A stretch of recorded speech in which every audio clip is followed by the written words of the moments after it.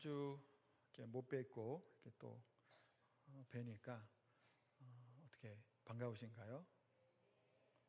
네, 이제 유심히 또 대답하시는 분이 있나 저 보기도 했습니다만, 네, 그래도 한 주 못 뵙고 보니까 또 반갑고 또 이렇게 좋네요. 어, 하여튼 좋게 잘 쉬고, 사실은 휴가라는 게 원래 몸은 좀 힘들고 마음은 좀 쉬는 게 또 휴가이기도 하죠. 그래서 좀 피곤한 감은 사실은 조금 없잖아 있습니다만, 또 내일 또 총회가 있어서 또 이렇게 가야 돼 갖고 그러긴 합니다만, 그래도 또 덕분에 또 잘 또 쉬고 또 마음에 좀 이렇게 쉼을 누리고 이렇게 돌아왔습니다. 하여튼 감사의 말씀을 드리고, 목이 약간 제가 조금 지금 안 좋은데요. 그래서 일부 예배 때 좀 조절하느라고 조금 신경을 쓰긴 했습니다만, 조금 말을 또 어제 뭐 그저께부터 계속 새벽부터 또 이렇게 하다 보니까 조금 혹시 이렇게 좀 적거나 목소리가 좀 그래도 좀 양해 좀 부탁드립니다. 오늘 말씀에 들어가면서 시 한 구절을 같이 조금 한번 들어보시고, 또 앞에 PPT가 있어서 보셔도 좋을 것 같은데요. 함석헌이라고 하는 분 아시죠? 유명한 분의 이제 시예요. 그 사람을 가졌는가라는 시를 제가 한번 읽어보겠습니다. 말리기 나서는 길, 처자를 내맡기며 맘 놓고 갈 만한 사람, 그 사람을 그대는 가졌는가? 온 세상 다 나를 버려 마음이 외로울 때에도 저 마음이야 하고 믿어지는 그 사람을 그대는 가졌는가? 탔던 배 꺼지는 시간, 구명대 서로 사양하며 너만은 제발 살아다오 할 그 사람을 그대는 가졌는가? 잊지 못할 이 세상 놓고 떠나려 할 때 저 하나 있으니 하며 빙긋이 눈을 감을 그 사람을 그대는 가졌는가? 온 세상의 찬성보다도 아니하고 가만히 머리 흔들 그 한 얼굴 생각에 알뜰한 유혹을 물리치게 될 그 사람을 그대는 가졌는가? 라고 하는 시입니다. 좀 의미가 있는 시인 것 같아요. 이런 사람이 있으면 참 고맙고 감사한 마음이 들겠죠. 우리 여러분들 인생의 여정 가운데 이런 좀 고마운 사람, 믿을 수 있는 사람, 같은 마음을 품을 수 있는 사람이 혹시 있으신가요? 그러면 참 행복한 사람이 아닌가라는 생각을 해보게 돼요. 또 이렇게 시를 하고 이렇게 준비하다 보면 이 생각도 나더라고요. 제가 20대 한 초반에 이런 얘기를 듣고 생각을 한 적이 있는데, 진정한 친구가 하나만 있어도 인생은 성공한 것이나 다름없다라고 하는 말도 있죠. 좀 친한 친구들이 몇 있었어요. 그래서 그런 친구 하나 있으면 좋은데, 당시에 우리는 셋이나 있구나라고 하면서 나름 뭐 그랬던 20대의 그런 초반에 또 생각도 나기도 합니다. 이런 사람들이 있으면 이렇게 신뢰할 수 있고 믿을 수 있고, 또 설교 제목처럼 뜻을 같이 할 수 있는 사람이 우리 주변에 있다면 참 행복한 또 인생의 여정이 삶이 아닌가라는 생각을 해보게 돼요. 이런 분들이 가까이 있으면 생각하면 어떤가요? 기쁘고 즐겁죠. 저도 아까 친한 친구도 지금도 친하게 연락은 잘 못하더라고요. 이렇게 살다 보니. 그런데 한번 생각하고 가끔 카톡이나 그렇게 연락을 해도 참 마음이 따스하고 또 편안한, 또 그 청년 시절의 그때가 또 생각나기도 하는 그런 참 친구가 있기도 합니다. 근데 반대로 어떤 사람들은 좀 씁쓸함도 있고 상처가 있는 사람들 또한 있죠. 만나 함께 생활하고 또 함께 부딪히며 살아갈 때 참 좋은 기억과 좋은 생각으로 이렇게 지내는 사람이 있는 반면에, 또 그렇지 못한 사람도 분명히 우리 인생 가운데 있다라는 것을 보게 돼요. 참 때로는 그런 사람이 있고 그런 마음이 있다라는 것은 그 자체만으로 어떤가요? 한번 좀 고통스러운 일이고 괴로운 일이죠. 사실 그렇잖아요. 우리가 좋은 사람을 만나 좋은 관계를 유지하는 것이 즐겁고 행복하죠. 그런데 만약에 이 우리 교회 안에서도 또 누구라 좀 불편한 감정이 혹 있다고 하면 그만으로도 사실은 마음이 어떤가요? 괴롭고 고통스럽죠, 사실은. 근데 또 마음이 또 내 마음대로 되는 것도 아니고, 또 그게 쉽지 않은 그런 관계를 맺을 때가 또한 있습니다. 많은 사람들을 우리가 만나고 헤어지고 하지만 그 헤어짐 가운데 생각나고 감사하는 사람, 행복한 사람이 있고 그렇지 않는 사람들 또한 있는 것을 보게 됩니다. 오늘 본문에 이제 바울 사도의 상황을 보면 제가 뭐 여러 번 얘기했습니다만 좀 이렇게 구금되어 있고 갇혀 있는 그 상황이죠. 재판을 앞두고 있으며 오랜 시간 동안 불편한 가운데 있습니다. 나이가 들어가며 바울 또한 피곤하고 노쇠해지고 있는 상황 가운데 언제 풀려날지 계약은 없어요. 다만 오늘 본문의 내용을 보면요, 23절에 PPT 그런 건 안 볼 생각 안 해도 되고요. 이제 이 사람을 이제 곧 보내게 되기를, 그 디모데를 보낼 생각을 하면서 그 시기를 지금 보고 있는 구절이 나와요. 그런 걸 보면 아마 재판이 다가오고 있을 것으로 좀 추측해 볼 수 있어요. 그러니까 그런 상황들은 있지만 재판 결과가 어떻게 될지 믿음으로 확신한다, 여러분들은 만날 것이다라고 얘기하지만 뭐 그거는 사실은 어찌될지 모르는 그런 불확실한 상황 가운데 빌립보 성도들에게 바울은 자신의 소식을 좀 전해야 될 필요가 있는 겁니다. 지금 편지가 왔고요. 또 이제 예물을 또 이제 돈을 좀 모아서 구제 헌금을 또 받았잖아요. 바울이 편지를 쓰면서 다시 답장을 하고 이제 보내야 될 상황인 거예요. 그 상황 가운데 참 어렵고 힘든 상황 가운데서도 바울은 그래서 아마 자신을 돌아보는 시간도 가졌을 것이고 이 상황 가운데 떠오르고 생각나는 사람도 있었겠죠. 수많은 사람들을 바울은 만나고 전도도 하고 복음도 전하고 또 같이 이제 뭐 좀 불편했던 사람도 물론 있었겠지만 그런 여러 사람들이 생각이 났을 겁니다. 그러면서 오늘 본문에 누구를 보내고 누구를 지금 소개하고 있죠? 디모데를 이야기를 합니다. 그래서 본문 19절 20절에 디모데를 빌립보 교회에 보내기로 하면서 너희의 사정을 이 디모데만큼 더 진실하게 살필 수 있는 사람은 없다라고 하며 단언하죠. 사실은 그만큼 신뢰하고 믿을 만한 사람이었어요. 이만큼 목양에 최선을 다하는 사람이 없다라는 거예요. 22절에서도 디모데 연단에 너희가 안 하니 자식이 아버지에게 안같이 나와 함께 복음을 위해 고난을 받고 수고하였다라는 얘기를 하면서 디모데가 이와 같이 하나님의 복음과 하나님 나라와 하나님의 교회의 성도들을 위해서 너무나 신실한 일꾼으로 세워진 자라는 것을 이야기하고 있습니다. 디모데를 얘기하면서는요, 성경 곳곳에 그런 디모데를 표현하고 있는 게 있는데요, 고린도전서 4장 17절에 보면 디모데를 주 안에서 내 사랑하고 신실한 아들이다라고 얘기를 해요. 또 디모데전서 1장 2절에서 믿음 안에 참 아들 된 디모데야, 디모데에게 쓴 편지니까요, 다른 사람에게도 디모데를 그렇게 신실하고 사랑하는 아들이라고 얘기하고 디모데에게도 내 아들과 같은 존재라는 것을 이야기합니다. 우리에게 또한 여기 모인 우리의 인생에 그 순간순간마다 아니면 바울처럼 뭐 항원에 깃든 그 시기여도 일때 항상 함께하고 싶은 사람, 또 마음이 맞고 뜻에 합한 사람이 주변에 있으신가요? 그가 누굴까요? 스스로가 되면 더 좋겠죠. 그런 사람이. 오늘 본문에 보면서 디모데는 어떤 사람인가라는 것을 본문을 근거로 해서 좀 살펴보려고 합니다. 첫 번째로 디모데는요, 믿고 맡길 수 있는 사람입니다. 19절을 한번 다시 볼까요? 내가 디모데를 속히 너희에게 보내기를 주 안에서 바람은 너희의 사정을 알므로 안위를 받으려 함이니 라고 말씀하고 있죠. 디모데를 속히 너희에게 보내기를 바란다라는 겁니다. 주 안에서 소망한다라고 얘기해요. 지금 빌립보 교회의 상황들도 조금 생각나는 게 염려되는 것도 있겠고, 지금 바울의 지금 현재 상황과 처지들을 전해주고 할 사람이 지금 필요한 거예요. 그리고 빌립보 교회에 가서 그들을 좀 권면하고, 지금 빌립보 교회 안에도 조금 어려움이 좀 있잖아요. 어려움이 있으니 그런 것들도 조금 기도하고 무난하고 좀 이렇게 하야할 수 있도록 하는 역할도 디모데가 할 수 있단 말이에요. 그런 사람을 얘기를 해요. 물론 바울 주변에는 많은 사람들이 있었겠죠. 그런데 물론 현재 상황에서는 뭐 별로 없었을 거예요. 왜냐하면 로마에 지금 갇혀 있는 상황이었기 때문에. 자, 그러나 빌립보 교회를 좀 수습하고 안정화시키는데 가장 적임자고 보낼 만한, 신뢰할 만한 사람이 바로 디모데다라고 얘기를 해요. 성경 곳곳에 보면요, 디모데를 이렇게 파송하는 경우들이 자주 나와요. 아까 뭐 고린도 전서 디모데 소개한다고 했잖아요. 고린도 교회도 바울이 디모데를 보냅니다.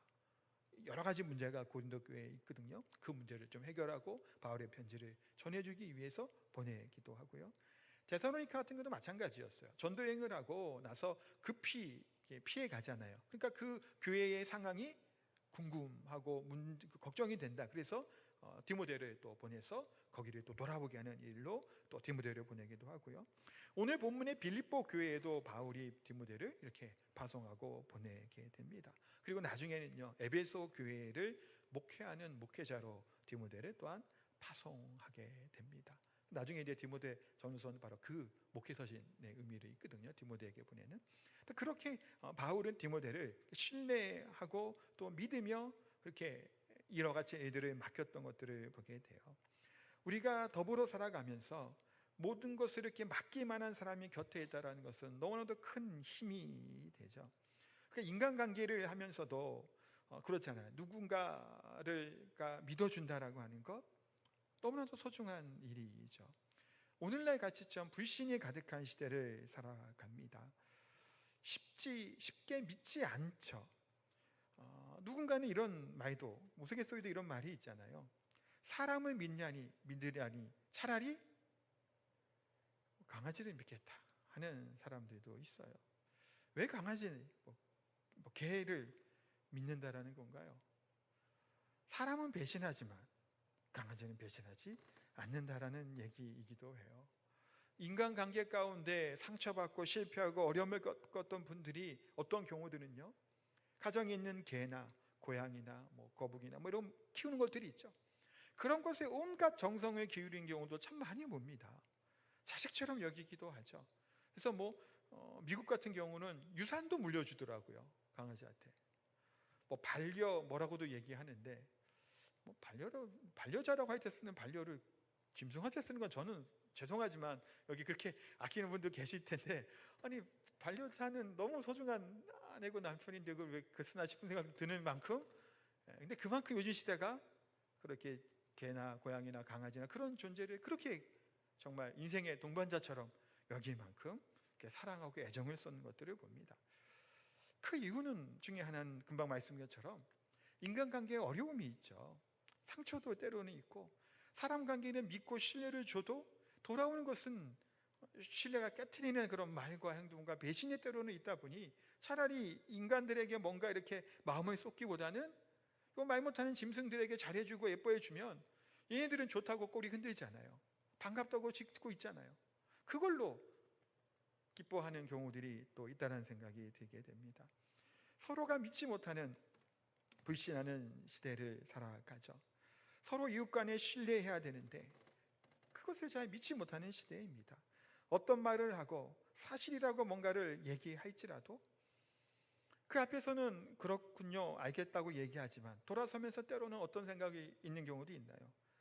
아닐 것 같단 말이야, 거짓말하는 것 같은데 생각이 때로는 하죠. 잘 못 믿는 거예요. 상대방의 마음을, 진심을 못 믿죠. 왜 그럴까요? 속아본 적이 있으니까 그렇겠죠. 그것도 엄편히 보면 상처받음이 있으니까 신뢰하지 못하는 경우들이 나타나는 것을 봅니다. 도무지 믿고 신뢰하지 못하는 세상 살아가는 것 같아요. 심지어는 한 지붕 아래, 이 가정 안에서도 부부가 서로를 믿지 못하며 살아가는 경우도 봅니다. 요즘 TV에 이렇게 프로 중에도 보면요, 이런 가족들의 문제를 다루는 프로도 있던데, 특히 그 부부 관계를 다루는 것도 이제 짧게 좀 본 적이 있는데요.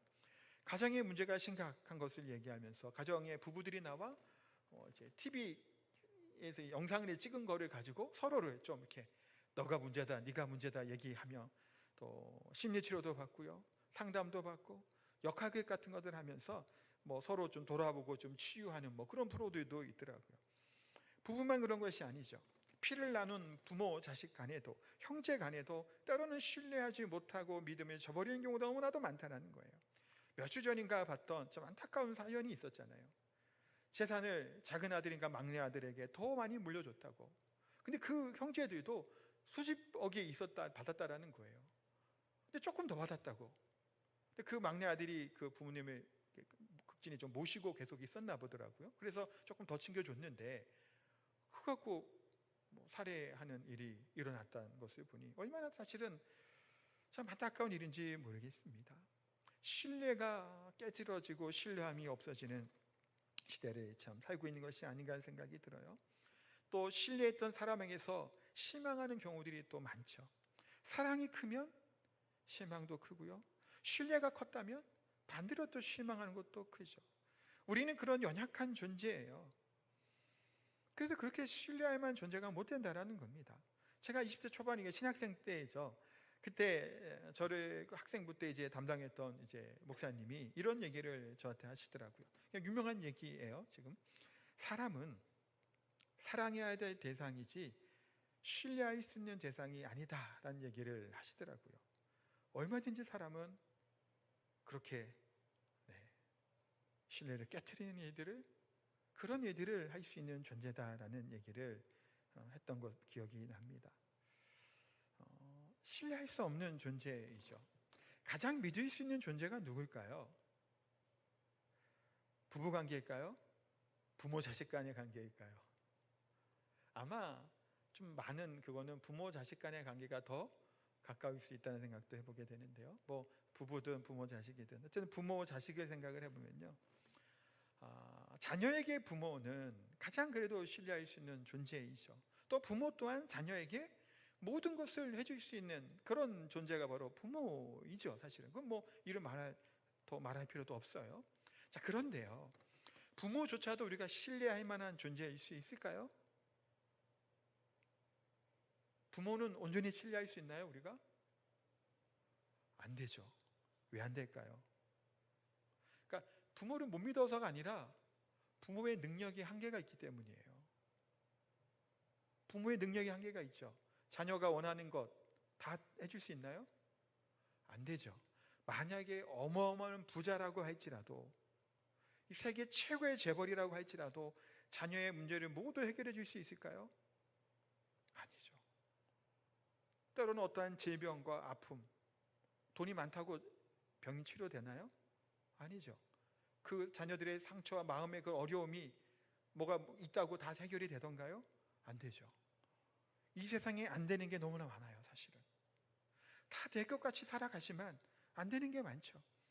그런 부모조차도 자녀에게 해줄 게 없을 때가 있단 말이에요. 그러니까 부모조차도 신뢰할 수 있는 존재일 수가 없는 거예요. 내가 부모라도 그렇게 자녀에게 모든 것을 해줄 수 없죠. 한계가 있을 수밖에 없는 것이 우리의 존재라는 겁니다.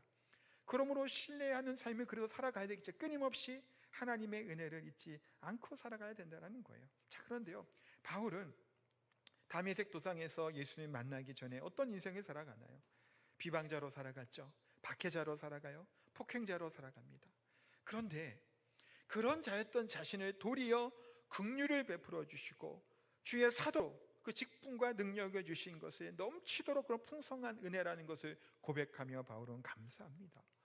내가 믿을 만한 존재가 되지 못함에도 불구하고 나를 믿어주시고 내게 직분을 주시고 은사를 주시고 이 복음을 증거하는 사명을 내게 주신 하나님께 감사하는 내용들이 성경 곳곳에 나오죠.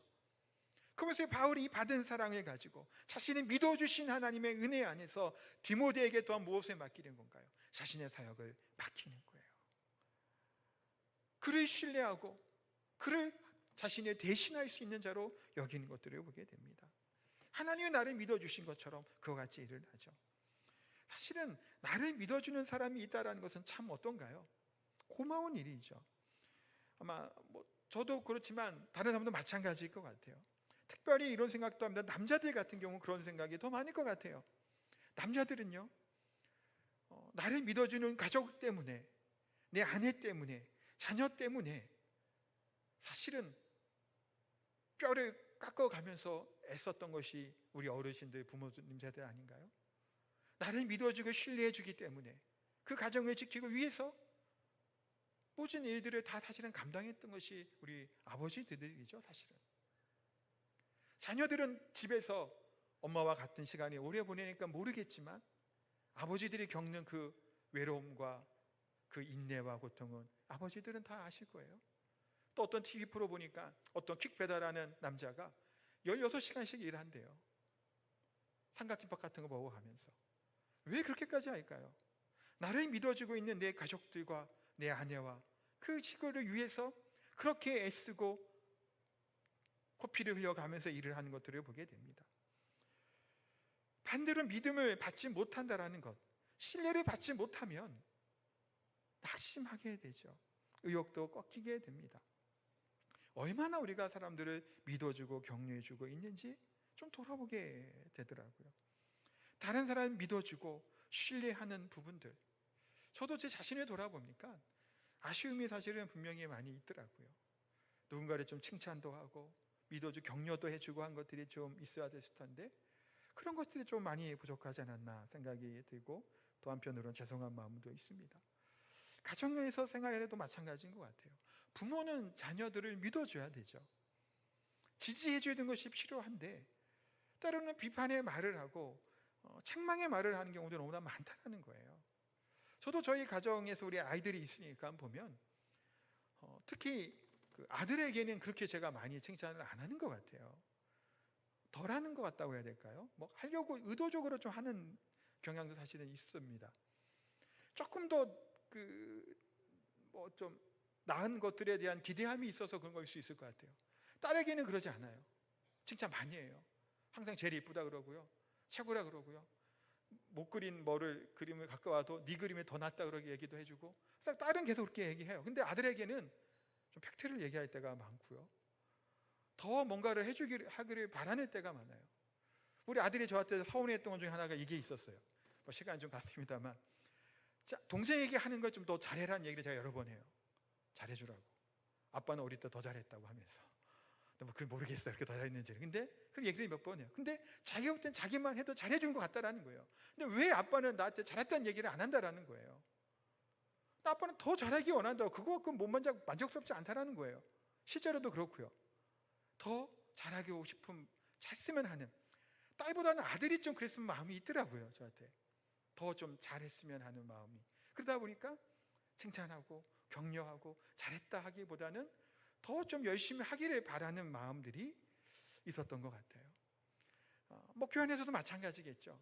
잘하고 정말 수고한 거에 대해서 또 마음껏 좀 칭찬도 하고 그러면 좋을 터인데 그런 것이 좀 부족하지 않다는 생각도 들기도 하고, 또 우리가 성도들 안에서 마찬가지겠죠. 서로가 서로를 더 칭찬도 하고 격려도 하고 애쓰고 수고한 것에 대해서 믿어줄 수 있고 하는 말들 하는 것이 얼마나 중요한지 모릅니다. 미국의 존경하는 대통령 중 한 사람인 루즈벨트 대통령을 아시죠? 이 루즈벨트는 1921년 가족과 함께 별장에서 치다가 다리에 큰 통증을 느끼게 돼요. 뭐 아시다시피 루즈벨트 대통령은 소아마비로 장애를 얻게 되죠. 주변의 동료들은 이제 정치 생명 끝났다라는 얘기도 하고 막 그랬다고 합니다. 그런데 부인 엘레나 여사는 달랐다는 거예요. 남편이 계속해서 격려하고 그 곁을 지켰대요. 루즈벨트 대통령이 아내에게 얘기하는 거예요. 내가 이런 장애인이 되었는데 지금도 날 사랑하냐고. 그랬더니 엘레나 여사가 미소를 지으며 이렇게 대답했답니다. 전 당신의 다리만 사랑한 것이 아니에요. 나는 당신의 전부를 여전히 사랑하고 있답니다 라는 얘기를 했대요. 끝까지 지지해주고 용기를 줘서 결국은 사실은 루즈벨트 대통령이 어떻게 되나요? 11년 후에 32대 미국 대통령이 되죠. 그리고 처음으로 4번 연속 대통령이 됩니다. 물론 12년 동안 이제 하면서 3선하고 4선이 되고 그 해 45년도죠. 이제 죽습니다. 그래서 이제 트루먼이 이제 대통령이 되잖아요. 근데 있었지 않았던 그 임기를 했던 것이 바로 루즈벨트 대통령이죠. 그분의 무슨 탁월함도 있었겠지만 늘 그 곁에서 위로와 격려를 아끼지 않았던 엘레나 여사의 숨은 역할이 분명히 컸던 것을 우리가 생각해 볼 수 있습니다. 그만큼 누군가를 믿어주고 신뢰하고 격려하는 것 너무나 더 중요한 일이겠죠. 뿐만 아니라 사실은 디모데 또한 어떤 자였을까요? 그렇게 신뢰받을 만한, 믿을 만한 사람이었다라는 사실이기도 해요. 자, 어떤 사람이죠? 20절에 보니까 이는 뜻을 같이하여 너희 사정을 진실히 생각할 자가 이밖에 내게 없다라고 얘기해요. 너희의 사정을 진실하게 생각할 자가 누구밖에 없다고요? 디모데밖에 없다라는 거예요. 그만큼 디모데가 하나님 앞에서 신실했고 또 누구에게? 바울에게 충성되이 그 일을 돕고 협력하는 일에 함께했던 사람이 바로 디모데였다라는 거예요. 21절에 보면 그들이 다 자기 일을 구하고 그리스도의 예수의 일을 구하지 아니하되 디모데는 어땠다라는 거예요? 그리스도의 일을 구했다라는 거예요. 바울 주변에도 수많은 사람들이 있었지만 자기 유익을 구하고 자기의 뜻을 구하는 사람들이 너무나 많았다라는 겁니다. 하나님의 뜻을 구한다고 얘기하고 말로는 교회를 위한다고 얘기를 하는데 결국에는 누구 이익을 위해 살아가는 거예요? 내 이익을 조금도 손해보지 않으려고 하는 그것들이 많았다는 것을 보게 돼요. 교회를 위한 것 같지만 결국은 자기 주장과 자기 고집 때문에 살아가는 사람들 또한 있죠. 양보하는 법이 없는 경우도 참 많아요. 타협하지 못하는 경우도 많습니다. 끝까지 고집을 부려서 교회가 문제가 생기고 분쟁이 생길지라도 그 고집과 뜻을 꺾지 않는 사람들 또한 있습니다. 뭐 때문에 그런가요? 욕심 때문에. 뭐 때문에 그렇죠? 고집과 자존심 때문에 그와 같은 일들이 실제로 일어나죠. 그런데 디모데는 자기 일보다 그리스도의 일을 먼저 생각하는 사람이었고 자신의 입장보다는 성도들의 입장에 먼저 생각했던 사람이었고 자신을 내려놓을 줄 알고 또 자신에게 주어져 있던 일들을 위해서 희생을, 손해를 감수하기까지 하나님의 일, 충성된 것들이 멈추지 않았던 사람이 바로 디모데였다는 거예요. 그러니 바울이 디모데를 뭐 하는 거예요? 믿고 맡기고 신뢰할 수 있었던 사람이죠. 예수님 믿는 사람은 어떤 사람인가요? 내가 가진 철학과 신념과 경험과 자존심 등을 포기할 수 있는 사람이라는 거예요. 내 그것을 내려놓을 때 내려놓을 수 있어야 되겠죠. 교회의 놀라운 점이 뭔가요? 심지가 뭔가요? 복음의 능력으로 살아가는 것이죠. 성령 충만함으로 살아가는 거예요. 그 맛을 알고 살아가는 자들이라는 거예요. 예수님을 믿는다라는 게 무엇인가요? 남들이 보지 못하는 세계를 보고 살아가는 자예요. 세상에 듣지 못한 복음을 듣고 살아가는 자예요. 세상 사람들이 가지지 못한 그것을 가졌다고 행복해하며 살아가는 것이 복음 가운데, 믿음 가운데 살아가는 자들이라는 거예요. 이 세상 사람들은 꿈도 꾸지 못하는 세계를 누리며 살아간다는 거예요. 보화를 간직한 사람을 생각해 보세요. 내 땅에 보화가 있어요. 얼마나 좋아요. 얼마나 기뻐요. 로또 같은 게 당첨됐다고 생각해 보세요. 통장에 돈이 몇십억에 꽂혀있게 그 기쁜 종과 기쁨 말할 수 없겠죠. 하나님 나라를 우리 품에 갖고 있는 이 행복과 기쁨, 그것을 누리는 자들은 이 세상의 잠시의 쾌락에 빠지지 않죠. 거기에 매이지 않는 거예요. 오히려 당당하게 세상의 것을 때론 내어놓고 모든 시선을 하나님께 향하는 자인 줄 압니다. 그래서 주석가 바클레에 있는 디모데를 이렇게 얘기해요. 디모데는 많은 사람들이 자기의 야망을 위하여 모든 것을 쏟아놓을 때 그는 오직 한 가지 열망을 가지고 있었다. 그의 열망은 예수 그리스도와 바울을 섬기는 바로 섬김에 있었다. 이것이 디모데의 위대함이다 라고 이제 주석 달기도 합니다. 디모데라고 하는 이름은 하나님을 영화롭게 하는 자라는 뜻을 가지고 있죠. 그 이름처럼 아름답게 살았던 사람이 바로 디모데입니다. 사랑하는 성도 여러분, 주 안에서 이런 디모데 같은 사람 있습니까? 아니면 우리가 돼야 되겠죠. 내가 그와 같은 자가 되기를 소망합니다. 내 중심이 되고 자기 중심적 이기적인 세상에 살아가고 있죠. 내 이득에 따라 살아가는 것이 우리의 이 시대의 삶이에요.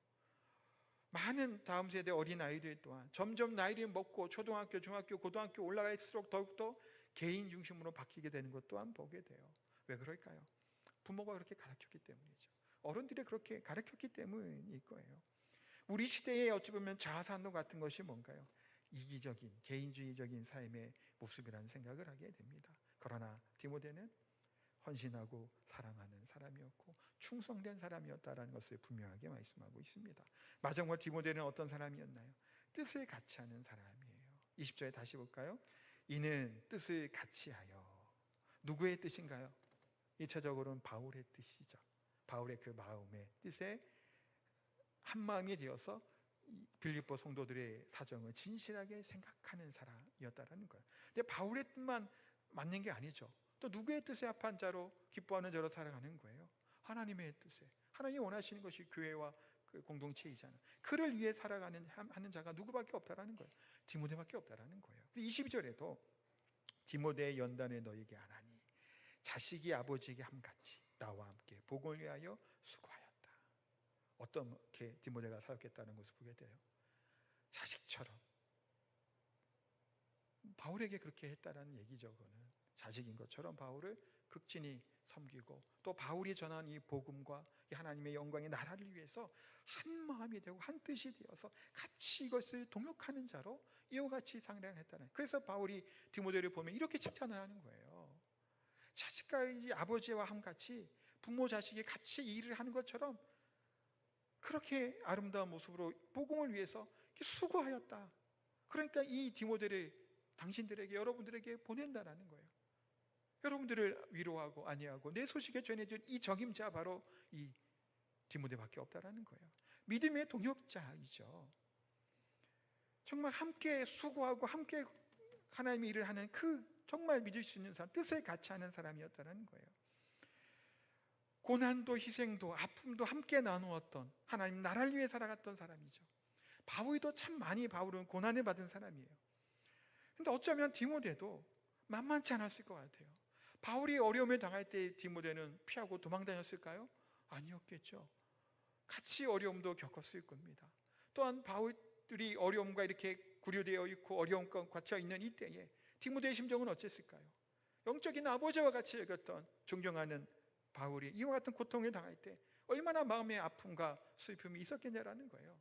이루 말할 수 없었겠죠. 그런 관계 가운데 있었던 자가 바로 디모데이죠. 그런데 말이에요, 열매를 맺기 위해서는, 때로는 꽃을 피우기 위해서는요, 뭐가 필요하죠? 고통과 괴로움이 때로는 필요하죠.